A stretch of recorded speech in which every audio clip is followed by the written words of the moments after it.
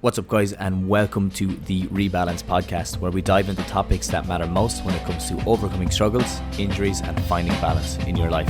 Everybody's idea of balance is that bit different, so my goal is to give you different perspectives, practical tips, as well as expert insights into what it means to live a balanced life. My name is Robbie Cassidy. I'm a physiotherapist and a health coach, and I've been helping people reignite their love for challenge, overcome their fear, and find more balance in their life through the process of self-development. So, let's get into it.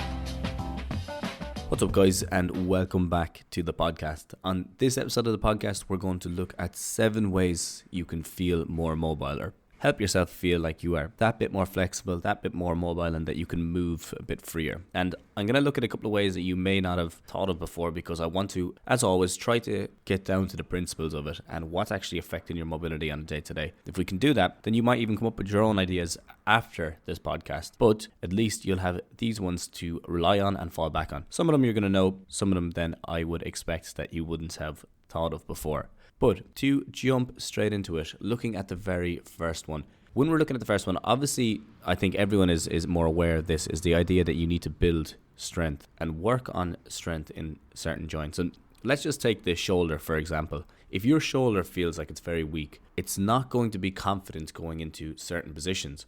And one of those is that external rotation. Now, an example I always use for people is that if you look at somebody who has dislocated their shoulder, they will rarely have the mobility to go into external rotation because their body doesn't want to dislocate the shoulder again. So it doesn't have the confidence, so the nervous system actually stops and cuts it off. In this way, if we look at every joint in the body, because mobility focuses on the joints. I know you often hear people talk about hamstring mobility, but mobility focuses on the joint. It's mostly hamstring flexibility or hip mobility or knee mobility. Knee is more stability because it doesn't have a whole lot of extra movement outside of flexion extension and has a small bit of rotation. But to keep on point, when we are looking at it, we need to focus on the fact that if you can build strength, you will have more confidence. And it's not that you have conscious confidence, it's that your body has subconscious confidence, that if you go into a position, it's going to come out of it and it's not going to be in that much trouble. And that's a huge one. Confidence is a pillar of mobility, and you're going to hear me bringing it up multiple times throughout this. It's one of the main pillars, that the more confidence you have, the more mobility you will have, because your body will it'll just feel a lot more comfortable. And what you can do is, looking at, let's say, certain mobility practices like FRC, that functional range conditioning method, one of the main pillars of that is to work and build strength at end range, where you go into end range and then you start to contract and you start to build strength. And what that does, and you can do it really simply, if you go into a position, let's just use external rotation, where you're pointing your thumb back and you're kind of pushing your arm behind your head. And then I want you to go into that position. I want you to contract the muscles of the shoulder, so squeeze them. You can do, if you want to do like a bicep curl, or if you want to just really try force it back, relax, and then go back again. And you're going to have a small bit more range the second time. And it's a technique, it's that contract, relax technique, it's a PNF technique. But it does show that once you've contracted in that position, it shows that it can come out of it. It will let you into it even further again. And you can keep doing that for quite a while until you really hit the block. Well, you really hit the point that your body doesn't want to do it anymore. So building strength is going to be one of the main pillars, because it helps to build confidence and coordination and everything that comes with that. And as I said, you can build strength overall. Let's say for the shoulder, you could build it through pull-ups, you could through bar hangs, you could build it through shoulder presses, lateral raises, whatever it is you want to do, you can build strength there. But if you want to get really specific and you want to improve it in very specific ranges, go to end range and try to work in a contraction within that, like, let's say 10 degrees of end range, where you're holding it 5 seconds, relaxing, holding it 5 seconds and relaxing as well. And last point on this, building strength is especially important after an injury. And that's why we do it, is because you lack mobility, and if you can build strength, you can gain a lot of that mobility back. It doesn't mean that you're going to get 100% of it back all the time, but you can get a lot of it back. Number 2 is, I'm actually going to add this one, like number 2 is very similar to number 1, but in a different way. But it uses the same principle of contraction and end range. And what it is when you are doing any of your mobility exercises, try to push into the resistance in end range. And this follows that same principle of the idea of being more confident and having more control. The more you use it, the better you will get at it. And the less you use it, you're going to lose it. So if you can, really push into end range when you're doing any of these exercises. And what that means is that when you hit your limit, when you feel like you're at the point that you can't go anymore, very gently, just edge into that. Really lightly. Just edge right into it, come back out of it. And what you can do is you can focus on incorporating some form of breathing with that as well to lightly push into the resistance. It's a really, really quick way of improving your mobility. It works with the strength side of things where you're using a contraction, and it's a really effective method of gaining mobility and then keeping it after. Because along with anything, the thing that's going to has the biggest impact on your mobility is your nervous system. And if it's used to using a position, it will allow you to go into that a lot more freely the next time you try to go into it. Now, in another way, in Japan, years ago, sumo wrestlers used to have their coaches jump on them.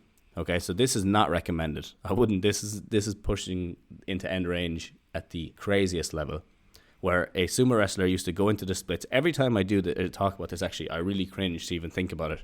They go into a splits position, so like a side split or a front split, and then they get their coach to jump on their back while they're in that splits position.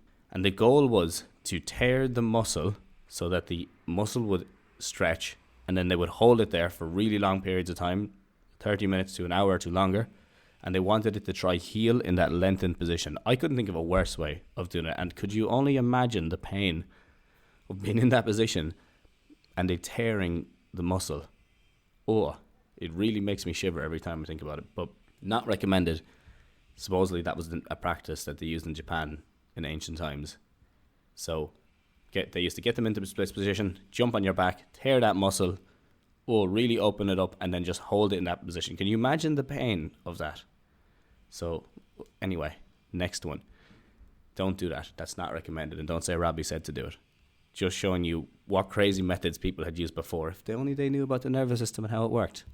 The next one is breathing. Okay, and using breathing as a technique to help to calm your nervous system so that it will let you into positions more easily, because it's going to be a lot more relaxed and a lot more comfortable. This is a very simple technique that you can incorporate with the other ones, so building your strength and pushing into end range. And how you would use it is you would first off become aware of your breathing when you go into a position. And I often tell people to do this as well when we're rehabbing an injury. I say, go into that position, become aware of your breathing. And if it changes significantly where it comes to short, sharp breaths, where you're that's a good sign that there's something there that the body is not too keen on moving into for some reason. There's not a position that it wants to go into, or there's a position that doesn't want to go into because of the fact that something has happened there, whether it be injury or otherwise. So you can really become aware of your breathing, and by doing that, you will notice there's certain things that the body likes and doesn't like. And it's the same thing as if you go into a situation. Think about it, if you walk into a room and it's a bit of a stressful environment, your breathing is going to change as well to that short, sharp breathing rate. And what it does is it increases your heart rate at the same time. Sometimes it's a good response, other times it's not a good response. And when you're trying to work on mobility, you don't want to be like that, because you're going to be a lot more uptight and a lot more tense. So just before you even start off your mobility session, what you can work on is that long, slow breaths where you really slow down your inhale, nice and deep, expand the rib cage, and then a nice long exhale. And what I would say is count it. So you're going for like a 7-second exhale.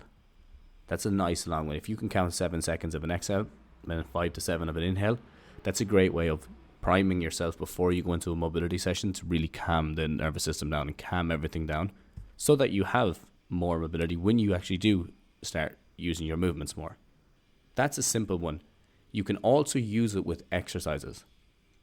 And what I mean by this is that if you are working on your mobility exercises specifically and you're in the moment, okay, so we were talking before you go in, when you use the long, slow breaths, but when you are actually in the position, what I would say is go to the end range, take a nice inhale, and then try to exhale for 3 to 5 seconds while you push further into that range. And do it repeatedly. So let's say if you're doing a thoracic rotation, you would come all the way around. you'd hit your end point. Then you take an exhale. And as you focus on the exhale, you slowly continue to push yourself into the lightning resistance, because the resistance does drop off. Before I was talking about pushing into the resistance. If you move breathing with it, that level of resistance really drops off. And you want to just ease yourself back into that and come back around again. And you can use this multiple times. Even when you hit the end point of what you feel is the end point, and let's say you're out of breath, try holding in that position. Take another inhale and exhale. And that basically is going to calm the nervous system. It works on that response of that contract relax response as well, but it'll help to calm everything down, and you're going to get a lot more movement from it. Now, it's a short-term improvement, but if you do multiple reps of that, and then you work on this building strength, and then you work on the contractions in the area, then you're looking at more of a long-term improvement. So you can't just use this by itself. You need to use it with other exercises and in conjunction with the other techniques that I will talk about throughout this podcast, because with these, they all tie together and they all work together. And if you think about your breathing in a general sense, if you hold your breath, you're looking for a lot of stiffness, a lot of tightness. If you exhale, it's a lot more relaxed. And that's why you do it with meditation. That's why a lot of the breathing exercises, they focus on the exhale, because it helps to down-regulate, while the inhale helps to up-regulate. Just become aware of it. If you can become aware of your breathing throughout the day and how it is, you can have a significant impact on your mobility on a day-to-day. And it's so simple. It's literally just, how am I breathing? Is it short and sharp? How can I slow it down? How can I make it more relaxed? And then as a result, slowly but surely, that's going to tie over. It takes a while, but it will help with everything. And if you're doing that, and then before you go into your mobility session, then you're going for your longer breath holds where you're doing your inhale and exhale, like nice long ones before you even go into it. And then you incorporate the actual little breathing technique with end range breathing. Then you can see how it'll build on top of each other. So I'm just giving you building blocks and steps to how you can improve it overall. But individually, all these techniques work as well. A huge one that's often overlooked, and this is one I think that people don't ever take into account, is the idea that fatigue has a huge effect on it. I would say it's one of the biggest contributors to lack of mobility is your fatigue. And that actually can also be a very good sign of how you're feeling. So if you go into a session and you're feeling all tight and sore and you don't really know why, it can be a good sign that your body is fatigued and you actually need to look at recovery a small bit more. If you start to become aware of these little signs, you can build them on top of each other. So as I was saying, it's a great way of understanding when your body is tired or when it's tight, because it just gets everything nice and tight and like really restricts your movements so you don't use as much energy. And then you think about the next day, just think about this for a second, the next day after a night out. So you go out the night before, you're drinking, you come back and you're hungover the next day. How much more stiff and sore and achy are you the next day after a night out? The reason being is that fatigue is having a huge impact on your nervous system, which has gone into that survival mode. And as a result, everything is just everything's nice and tight. I was going to say nice and tight. It's obviously not nice, but everything has tightened up a lot. And as a result, you're not moving as much. So it's a lot more difficult to turn off this response when you're fatigued. So even though you use all these other techniques, if your system is fatigued consistently, it's going to be hard to make a long-term improvement. So you actually need to work on improving your sleep and recovery outside of the mobility session to get more out of it in the mobility session, if you know what I mean. And it's so common. Here's a really simple example that you could probably apply to yourself is, first off, when people say, my job must be contributing to the pain that I'm feeling in my neck or my back, and they're sitting all day and they have aches and pains and their neck is really tight and their back is really tight. But then you have to take into account that I would say of the Western world, maybe 80% of them are working the same jobs in terms of they're sitting all day, they're not moving as much. So why is it affecting you more than it's affecting other people? We need to think of that holistically. A lot of the time, it's fatigue that's actually causing these aches and pains. And then when you sit in a posture where you're sitting down, you're hunched over because you're tired. If you had a load of energy, you'd rarely be hunched over. You'd be sitting up, you'd be changing position, you'd be looking around, you'd be moving a small bit more. But when you're hunched over and you're just in the same thing, dogging out work and trying to get through things and trying to get through the day, that's when your posture doesn't change too much. And as we know, it's sustained postures that can cause pain. It's not posture. So if you're hunched over and you haven't moved all day and you're just sitting in the same spot, leaning like I am right now, I'm leaning on my right elbow. Simple fix. Lean on your left elbow. Sit up straight. If you change these positions every once in a while, you're not going to have pain associated with it, or you're going to have less of a chance of having pain associated with the movement. So it's oftentimes the fatigue, overall system fatigue, that actually is contributing to the aches and pains that you're feeling more so than anything else.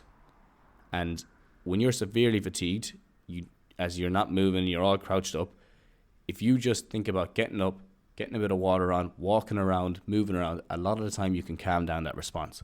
Now that's next level. So let's just say your mobility is restricted first. Next level, then you start getting a lot of pain, you start getting a lot of aches. And then people say, my mobility is really bad, but it's actually because you're fatigued. You're very, very fatigued.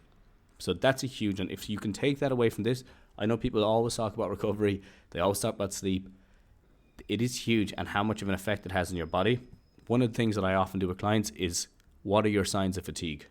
What's up guys, Robbie here. I hope you're enjoying the show so far. I just wanted to take a quick moment to ask for your help. Could you please take a minute to leave us a rating on whatever you're listening to this right now? The ratings and reviews mean the world to us, and they help us to understand what you love about the show, as well as what we can improve on. Plus, it does actually help us reach even more listeners again.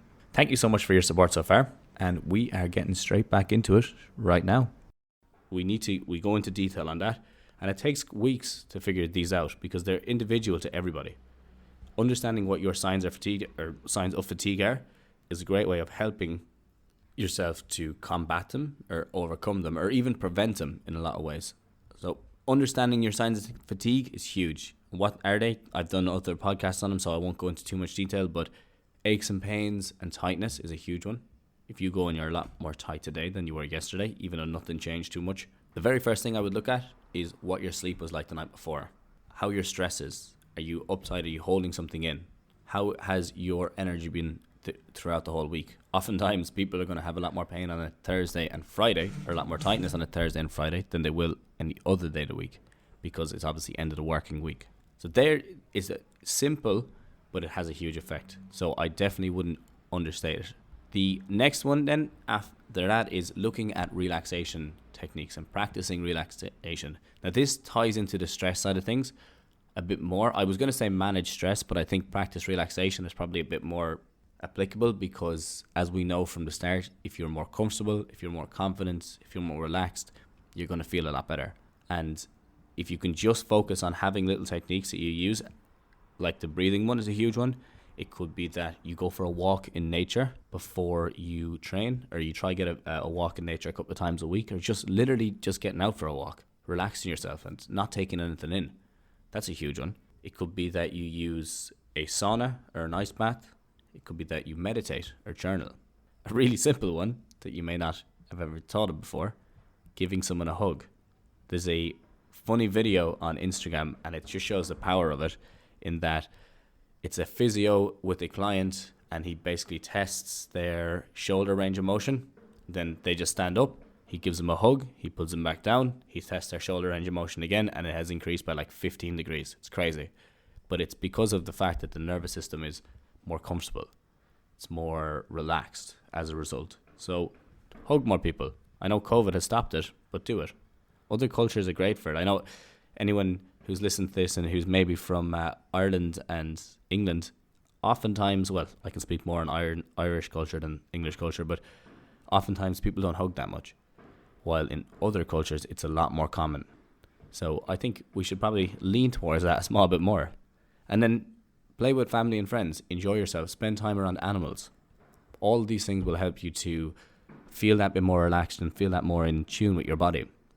And as a result, that's going to have an effect on your mobility. It's crazy. You're probably thinking I'm mad making this, but I'm not lying. It has a huge effect on it. All these little simple things they will build on top of each other, and they will have a huge effect on your mobility as a result.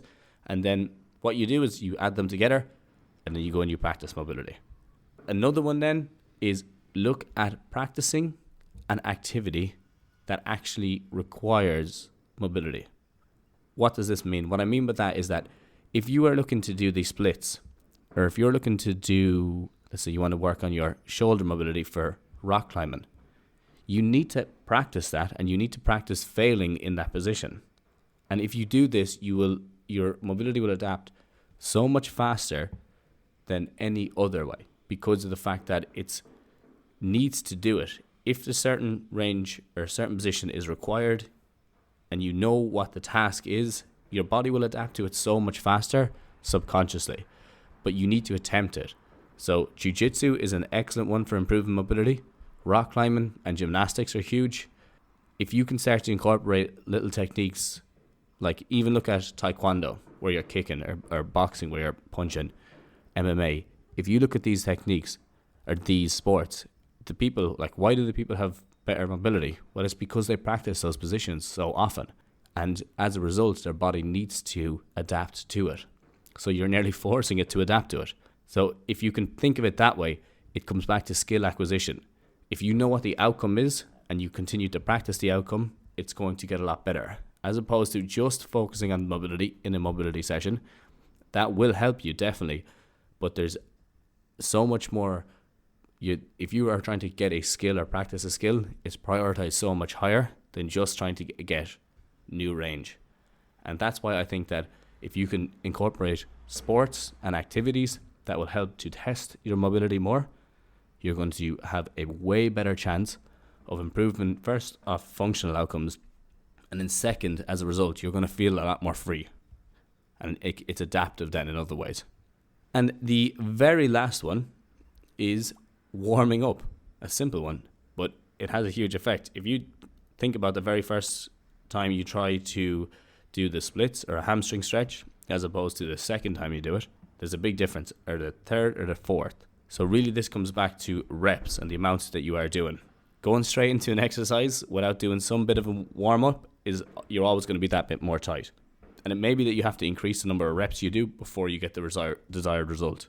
If you can start to focus on those more, then you'll have a better chance of getting into it. But as I said, this does tie back to that practicing a skill. If you want to improve overhead mobility, I often just tell people, like, you can do all these different movements, do bar hangs, do pull-ups that you lock out fully, and then practice something like rock climbing, and you will improve your overhead mobility. There's no way about it. Or do a handstand. It's a great way of improving overhead mobility as well. But warming up and making sure that you do the right amount of reps and focusing not just on the stretch, but getting into and out of the position is a way better way of improving it. If you do that consistently with positions and exercises and movements, the body will record it.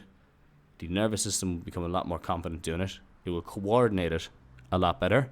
And as a result, you're going to be able to do things that you felt you were never able to do. And it might take a while, but you will get there. So with mobility, with anything like that, if you are feeling tight, if you're feeling sore, look at all of these.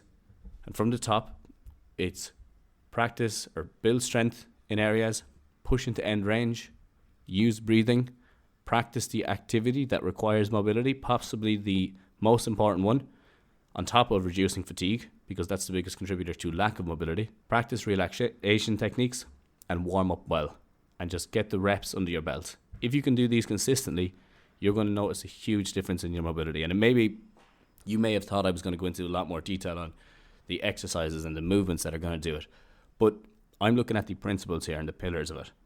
And if you can start to incorporate these more on a day-to-day into your routine, and it doesn't mean that you have to incorporate all of them. It might be on a Monday you go for a walk in nature, you play with your dogs. On Tuesday you do a bit of journaling while you practice mobility. On Wednesday you go and you do rock climbing, or you practice handstands against a wall, and you might add in the breathing with the mobility and the strength try and mix your strength with your rock climbing as well, where you go into and you hold in a position for a bit longer. I'm just using rock climbing because it's an easy example. You just need to mix and match and find which ones work the best for you. And if you do that, you'd be surprised at how much of an effect it can have. But that is all I'm going to talk about today. And if anybody has any questions, just hit me up on Instagram. Send me a message. Let me know what you think. Let me know if you had any issues, or if there's anything specific you'd like to improve on, or any episodes you'd like me to go into a bit more detail on. Otherwise, thank you all for listening, and I will chat to you all again next Sunday. Have a good one. Okay guys, thank you so much for listening to today's podcast. I hope you enjoyed the show. If you're looking to learn more about what we do, as well as check out any of the mobility and BRIA programs we have available, just head over to the description of this podcast and you will find a link to all the programs there. As always, thank you for listening, and I will chat to you all again in the next episode. Have a good one.